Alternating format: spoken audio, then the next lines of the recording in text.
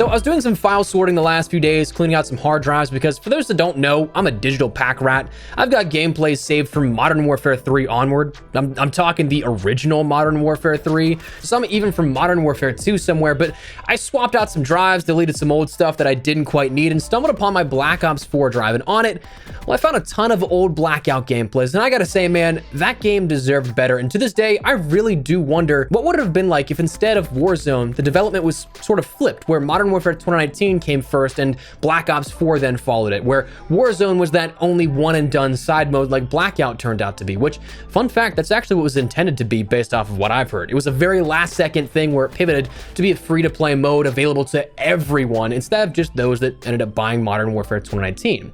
Today, I wanted to dive into some of the what-ifs of gaming and take a stroll down an alternate reality of sorts and take a look at what the world could have been like if Blackout was the Warzone sort of entry that Call of Duty had and not the other way around. So as we go along, drop your thoughts down below. Would you have liked to see Blackout with all the innovations, all the tech in terms of like cross-play and cross-progression that Warzone ended up getting at that point, free-to-play and all that kind of stuff? Would you have liked to see that? Or are you perhaps happy that Warzone ended up becoming that free-to-play juggernaut that propelled Call of Duty to the next level and not necessarily Blackout? Whatever the case, drop your thoughts down below. But if you enjoyed the video, do me a favor and drop a like on it. And if you're new to the channel, consider subscribing to stay up to date with all things FPS content, not only just Call of Duty stuff. We got some other Battlefield content coming up here soon. We got other FPS content in the works. If you guys are interested in any of that, I'd love to have you in the community. But for now, let's jump into Blackout and that sort of alternate history of what could have been.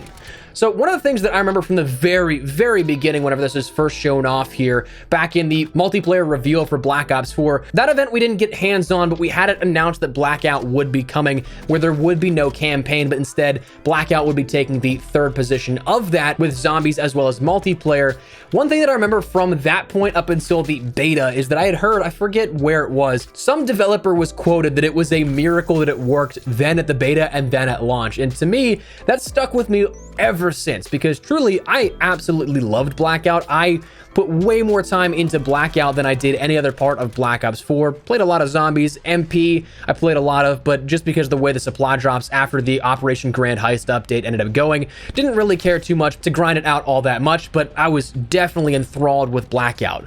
But fundamentally, there was so much different in regards to Blackout and Warzone and what we ended up seeing from a gameplay perspective. Not only just from a technical aspect, but also fundamentally. Blackout was really kind of this true Battle Royale experience that up until that point, Call of Duty hadn't carved out its own niche in the Battle Royale genre. Blackout ended up introducing things like lootable perks, attachments, weapons, and everything like that, whereas Warzone kind of took it a step further and made it a more personalized Battle Royale, and in some cases, people would argue a glorified TDM. Loadout drops were not a thing that had ever been seen really within the BR genre up until that point, so players dropping in, getting weapons, and the luck of the draw was really all still part of it. And it made things like camos eventually within Blackout a little weird to earn, because you of course couldn't just farm kills and get X amount of kills with a weapon to earn camos, because, well, it was all luck of the draw. It was all random. So that's why we ended up seeing things like paint cans, which was way more tedious. I didn't even come close to it. I think I got like one classification of weapons, that being assault rifles, diamond at that point. There was no way I was getting like tens of thousands of paint cans to end up getting dark matter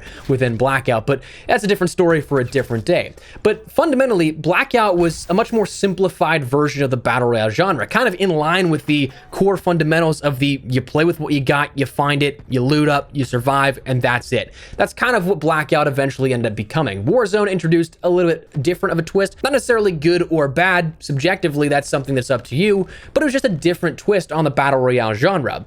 But technically speaking, Blackout I think could have been so much more if it would have just had that one extra year of development like we ended up seeing with Modern Warfare 2019 and Warzone. I mean, technically speaking, it was incredibly limited. We only had it on PC, PS4, and Xbox One. There was no next-gen hardware in that at all. It was limited hardware capabilities and available RAM for the application to run with. And I remember the one thing that I ended up learning was that at one point, I forget what operation it was, but if you guys remember back whenever they had like that zombie event and it was a nighttime or sort of twilight event where it wasn't necessarily full-on dark, but it was dusk, it was foggy, all that kind of stuff. If you remember, the one thing that always stood out to me that I never quite understood, that update took out windows of buildings. So whereas you'd have to jump through or break glass to end up getting in or out of buildings, you were just able to mantle through windows. That never really made sense to me until I had learned that that was because the game could not handle that extra little bit of glass within windows, so they pushed it all the way to that limit where the breaking point was literally glass. So kind of fascinating to think back on that and to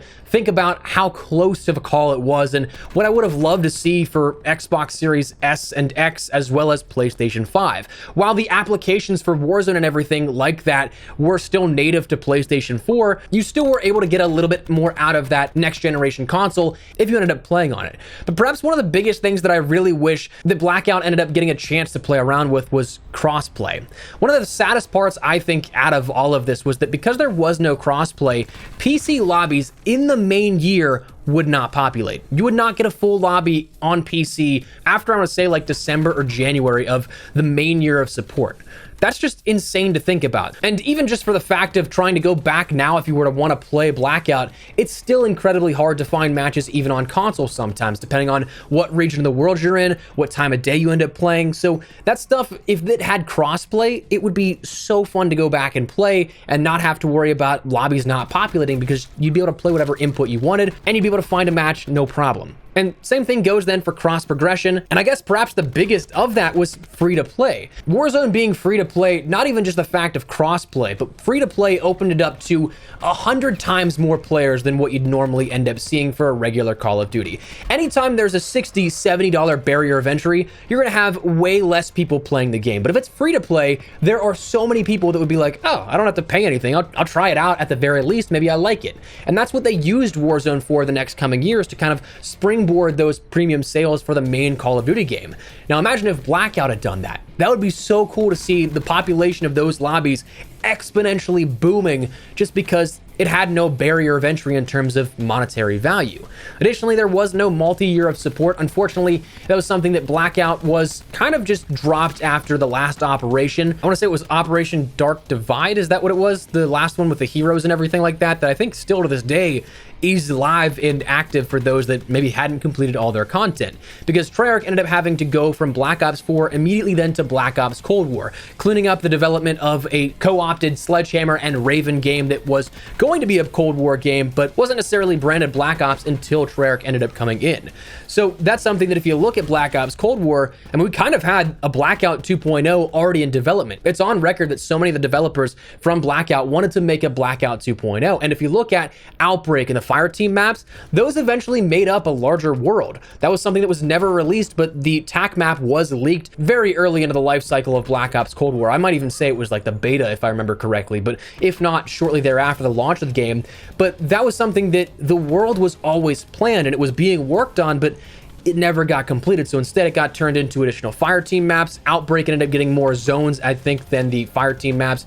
And that was something that we just kind of got robbed of in regards to a Blackout 2.0, because you're not going to release a Blackout 2.0 when Warzone is in its, at that point, surprisingly, it was the peak, I think, statistically speaking, of Warzone and the player base and everything like that. So we, of course, weren't going to see something step on the toes of a free-to-play offering that was the major investment in the Call of Duty franchise. So unfortunately, that just never happened. But if you look back at that core gameplay, so different, so arcade shootery, it was something that, man, it was a blast. I loved Blackout. I really wish I could go back and start finding lobbies again and just play for a day or two just to relive those memories that I had on it. But I don't think that's going to be something that's so easy anymore. But anyways, that is what we're going to call it. Just wanted to kind of have a look back down memory lane and take a look at what could have been if, again, some of the investment into Warzone was switched to Blackout. So let me know your thoughts down below. What do you guys think here of this? Are you guys upset that we didn't get a Blackout 2.0 that could have been in Black Ops Cold War? Do you think it would have been cool to see a free-to-play Blackout and the sort of support that we had for Warzone? Whatever the case, drop your thoughts down below. But if you enjoyed the video, you found it out insightful, do me a favor and drop a like on it. And if you're new to the channel, consider subscribing to stay up to date with all things Modern Warfare 2,